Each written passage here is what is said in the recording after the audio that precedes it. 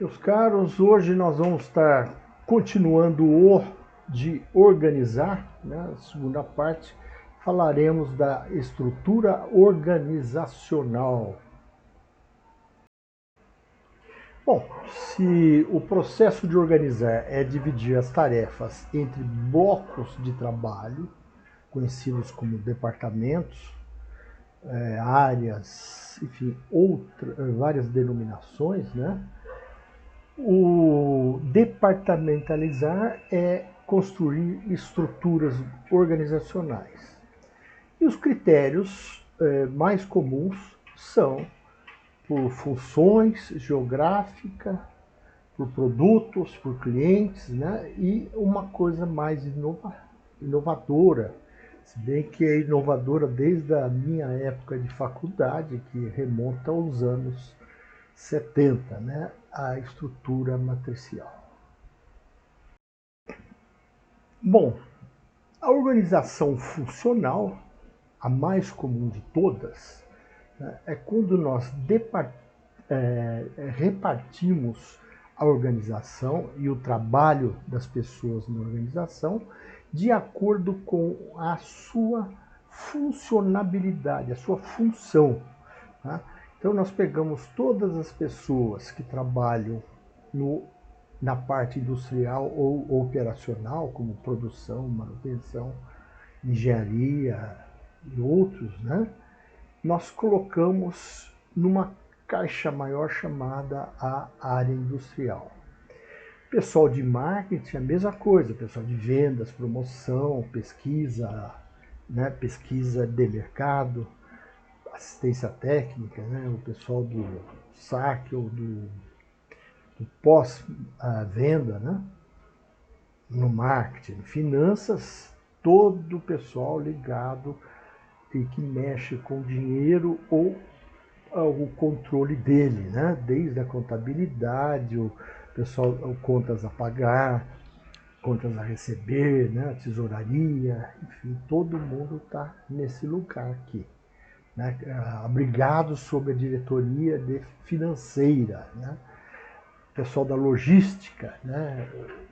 Quem operacionaliza a compra, a armazenagem, o transporte intra e talvez até o da distribuição, o transporte da distribuição, né?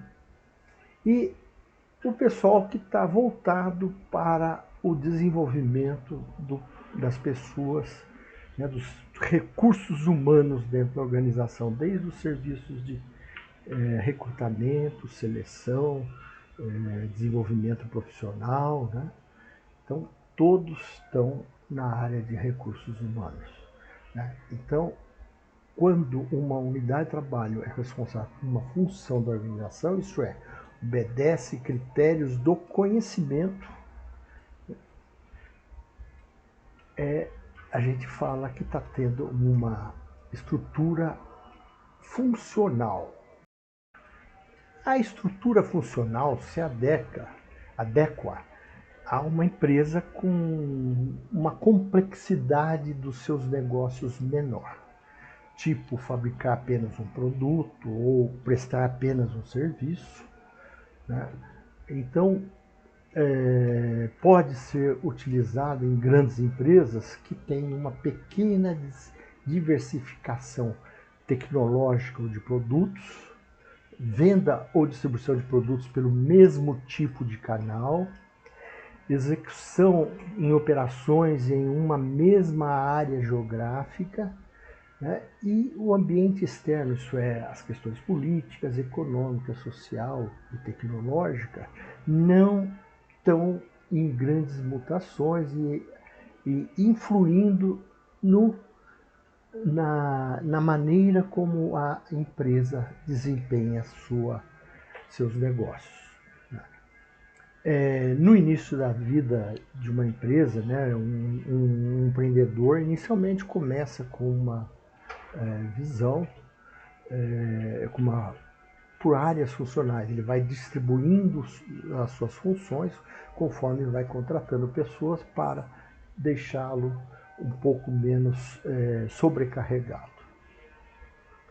As pequenas empresas, né, obviamente, por atuarem com menor complexidade, também há indicativo para uso da estrutura funcional. Então, ela resolve problemas básicos, né? Fabricar e vender um único produto, ou uma gama pequena de produtos, ou uma linha de produtos. Prestar um serviço a um tipo específico de clientes, né? Em ambos casos, poucos clientes ou que estão em um território limitado. Outra estrutura conhecida como geográfica ou até mesmo como territorial, né, ela implica em dividir usando a geografia. Né? Não tem sentido uma grande multinacional centralizar tudo aqui, né, sendo que ela pode dividir parte de suas tarefas, né, em continentes ou outros países. Né? O famoso caso da Ford, onde eles, embora tiraram as fábricas do Brasil, né, vão só operar fábricas na América Latina, na América do Sul envolvendo Uruguai e Argentina, porém a sede continuará sendo no Brasil. Então é um caso até curioso, mas percebe, as questões ligadas à América do Sul, né, a sede no Brasil, que tomou decisões de fechar as fábricas do Brasil e manter as fábricas do Uruguai e Argentina, muito possivelmente porque essas fábricas estão mais alinhadas ao tipo de produtos que a Ford pretende continuar trabalhando aqui no mercado da América do Sul. Né? Então, a questão geográfica, ela entra muito nesses casos, né? Onde cada unidade de trabalho corresponde a um território e é utilizado quando a organização opera em áreas geográficas diferentes e existe a necessidade de tratá-las de modo diferenciado. Vocês podem ver que, apesar de divididos, né, por geograficamente, eles mantêm, depois que dividiu essa estrutura geográfica, eles mantêm uma estrutura funcional em cada área geográfica. Dividir por territórios, né, até como brincadeira, né, desde as capitanias hereditárias, pelo menos, né, é uma forma de melhor poder atuar em territórios, né, ou pela distância ou pela especialidade necessária para atuar em cada território. Né. Para ter uma maior eficácia, né, e trabalhar com culturas diversas. Pode desenvolver o potencial de treinamento da mão de obra com visão de diferentes culturas regionais. Mesmo no Brasil, nós temos diferenças regionais importantes, né? Hábitos, costumes, né? No Nordeste, no Norte do país, Sul, Sudeste, Centro-Oeste, né? São culturas diferentes. E como não dizer, né, o tratamento em países diferentes. Né? Bom, essa estrutura ela permite visualizar ou individualizar os resultados esperados para a corporação como um todo, né, em termos regionais. Bom, é claro que tem benefícios, mas também pode ter prejuízos. Né? Se houver, por exemplo, diversidade de produtos e clientes nas diferentes regiões, a divisão de responsabilidade começa a ficar confusa. Né? O pessoal do marketing responde pelo marketing local, ou tem que falar com o marketing central, né? E aí começa a ter alguma preocupação. Além de que as unidades regionais podem tornar-se independentes uma das outras, né? E duplicar funções que já estão sendo feitas na unidade central de uma maneira descoordenada, né? Então, a organização no seu todo pode tornar-se ineficiente, né? Então, tem vantagens e desvantagens, e isso depende de uma coordenação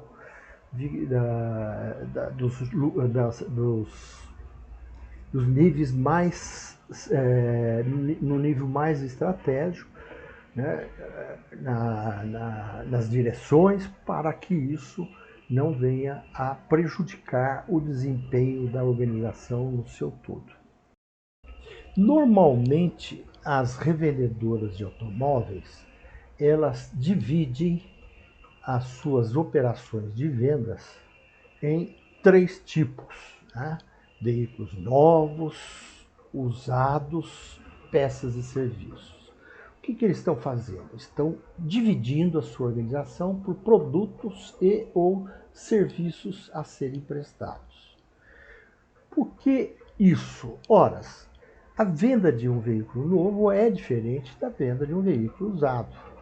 E muito mais específico ainda é o trabalho do departamento de vendas de peças e prestação de serviços automotivos numa concessionária de automóveis, né? Então, a responsabilidade passa a ser dividida usando o critério do produto ou do serviço, né?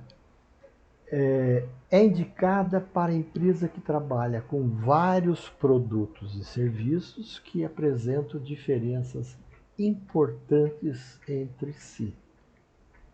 Então, um agrupamento por mesmo produto ou linha de produtos, né, você permite uma alta especialização dos funcionários por tipo de produtos, né? O pessoal aqui está especializado em carros novos, né? Aqui o pessoal está especializado em peças, né? Então, cada unidade será quase que uma pequena empresa autossuficiente.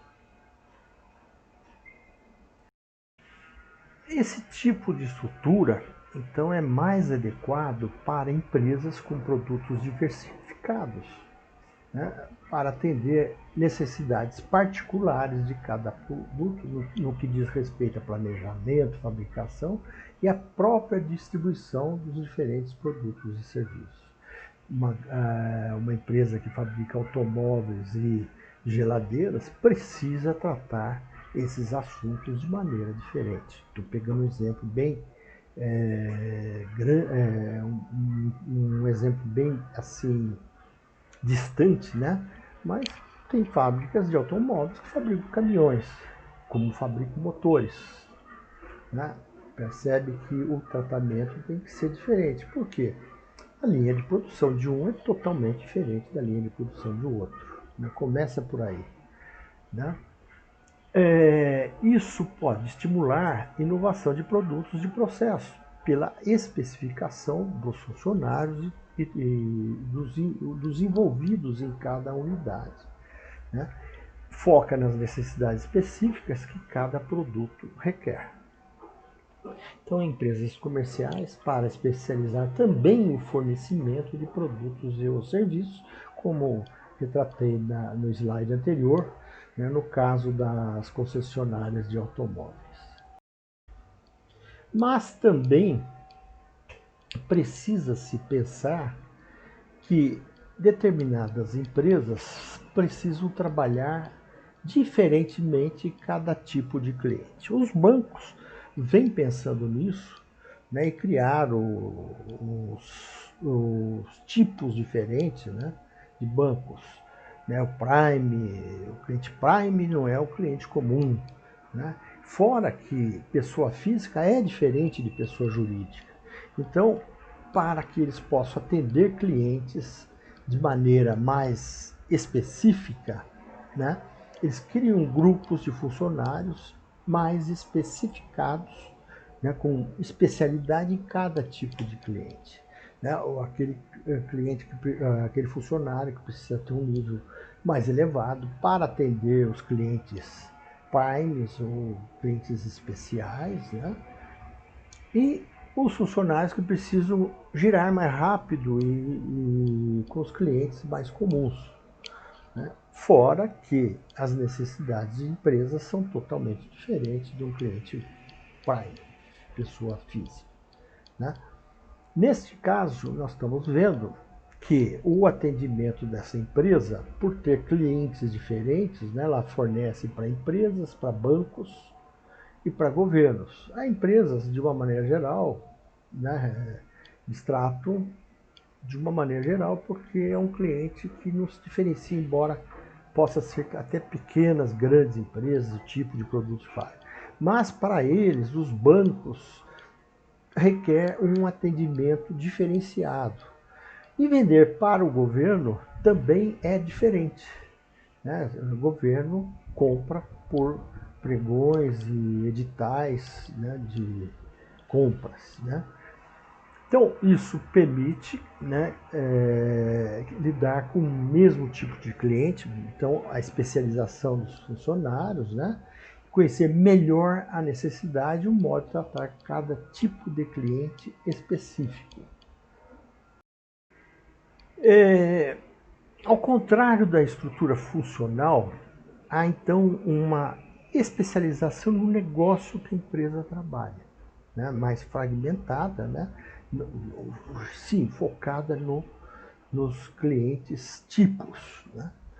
Então, isso, como comentamos, aprimora as competências dos funcionários para atender necessidades específicas, né? E a responsabilidade em relação aos clientes são definidas e cobradas muito mais facilmente. E tem, inclusive, uma maneira de a organização avaliar o seu desempenho por tipos de clientes consumidores, né? E esses tipos, né, pode é, até no sentido de quando um determinado mercado está tendo um desempenho melhor, de concentrar esforço nesse, reduzir em outros, né? Agora, as empresas geralmente adotam isso num subsistema, né? Ela pode até dividir tudo funcionalmente, mas para o atendimento ao cliente ela vai se especializando por tipo de cliente, portanto é o pessoal mais da área de marketing que vai tendo essa especialidade e esse organograma com esse tipo de divisão. Embora a estrutura matricial não seja nenhuma novidade dos nossos tempos, ela tem sido chamada como uma estrutura inovativa porque ela permite uma melhor aspecto, né, no sentido da organização vir a se inovar. Não tanto pela estrutura organizacional, mas sim em termos de produtos, serviços ou novas formas de fazer os mesmos produtos ou melhoramentos contínuos a serem inseridos, né? A estrutura matricial é uma combinação de mais um tipo de estrutura, né? Neste caso, nós temos a gerência de produtos, né, uma divisão por produtos, né, e áreas funcionais, onde a produção do produto A, né, é de responsabilidade do gerente de produtos, mas também é responsabilidade do gerente de produção de todos os produtos. E assim vai indo, vendas, né?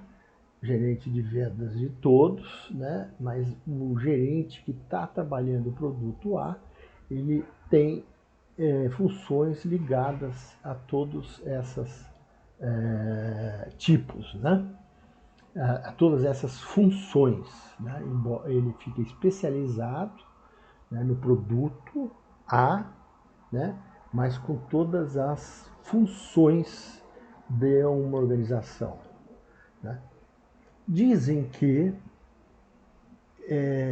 o pessoal, por exemplo, de vendas, né, do produto A, ele responde ao gerente do produto e responde ao gerente de venda. Não, dizem não, é o que acontece, né? E aí que mora o perigo. Vamos pensar um pouquinho mais. O sentido é o seguinte, né? Obtém-se as vantagens de duas estruturas. Enquanto a estrutura funcional privilegia a especialização, mas não enfatiza o negócio em si, né? Isso é verdade, né? Há inovações e mudanças, né? Porque as pessoas estão mais habilitadas, né, e concentradas em determinado tipo de produto, né, na sua área específica, né? Bom, exige uma coordenação intensiva, né, o que reforça a comunicação, permite trabalhar com outras pessoas de diferentes habilidades, especialidades, há mais cooperação, né, e definições claras. Exige-se uma definição clara das responsabilidades e autoridades de cada um. Por quê? Quando você tem dois chefes, você pode dizer para um que está fazendo o que o outro pediu, né? E quando o outro vem te pedir alguma coisa, você fala assim, olha, eu estou ocupado com uma tarefa que o um me pediu, né? E nisso, né, essa dualidade de comando, né, pode trazer conflitos, né, cria confusões, né? Há uma disputa de recursos e os subordinados podem colocar até um chefe contra o outro, né? Então, ela tem vantagens, né, mas também tem uma série de desvantagens se não for bem trabalhada. Vocês verão que a estrutura matricial, né, a departamentalização matricial, é muito usada quando uma organização trabalha por gerências de projetos, né, divisão de projetos, né? Iremos ver daqui ainda nesta aula de hoje. Uma organização pode gerir projetos, né? O que é um projeto? É algo temporário para obter-se um produto singular, onde precisa se trabalhar muito bem as restrições orçamentárias, né? Se o Brasil resolver lançar foguetes para colocar satélites, né, ele teria que desenvolver um projeto de desenvolvimento deste foguete. Claro, a hora que desenvolveu o tal foguete, encerrou-se o projeto, né? Obteve-se um produto singular e trabalhou com restrições orçamentárias. Só que as empresas, para isso, elas precisam usar os recursos que têm, inclusive humanos, né? E muitas vezes, então, cria-se a estrutura matricial, onde alguém continua trabalhando na sua área funcional, mas também presta serviços à área de desenvolvimento dos projetos. Falei de um projeto, né, da construção de um foguete, né, mas a fabricação de aviões, embora seja de uma linha de montagem, né, às vezes até é como se fosse um projeto, né? A construção de uma casa, de um prédio, de um parque residencial, né, de navios, né? Geralmente eles trabalham com projetos autônomos. Então, são empreendimentos de grandes portes, né? Tem estratégicos para o resultado da organização, né? E depende de muito de inovação.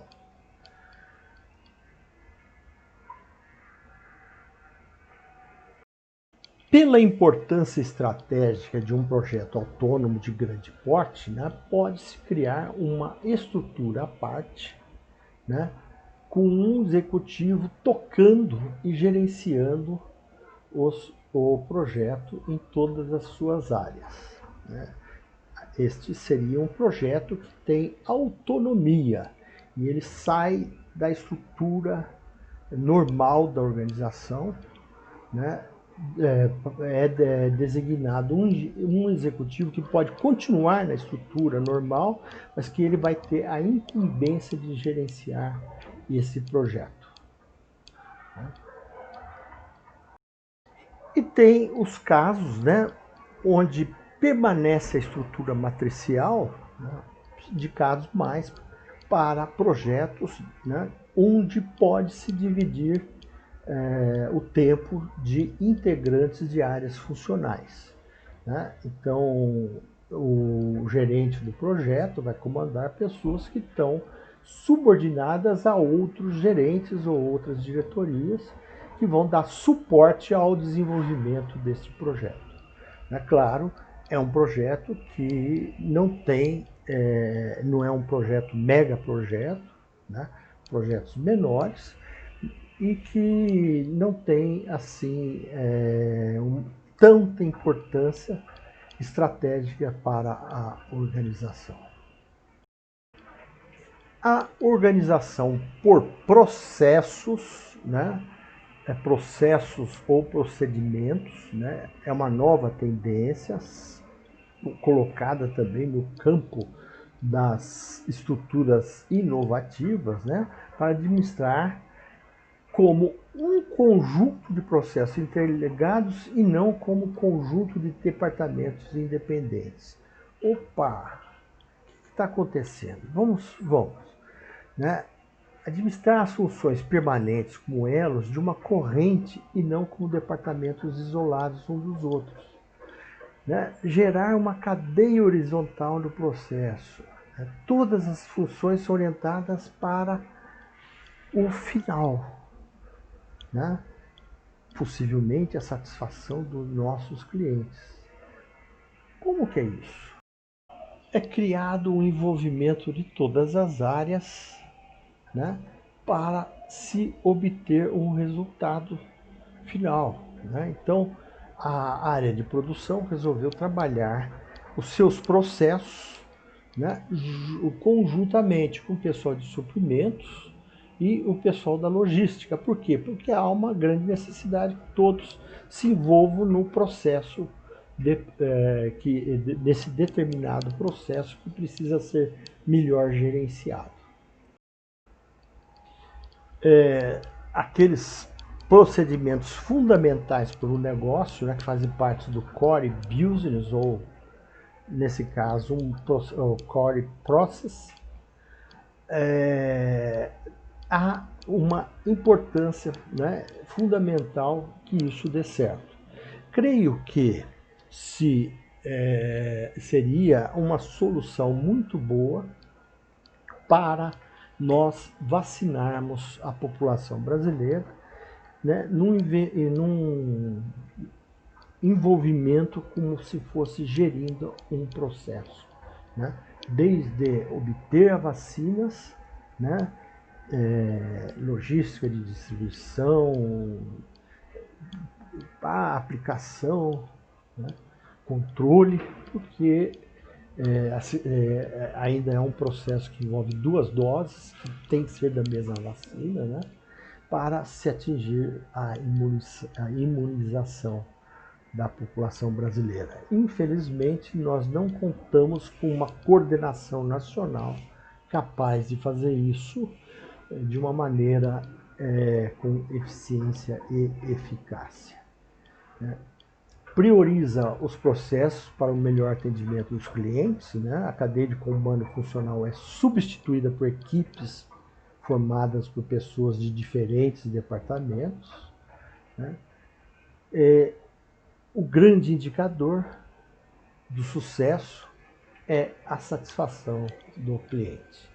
As equipes tornam-se donas de um processo, há necessidade de passar todos os dados aos funcionários, treinando-os para tomar as melhores decisões que precisam ser tomadas no momento certo, na hora certa, né?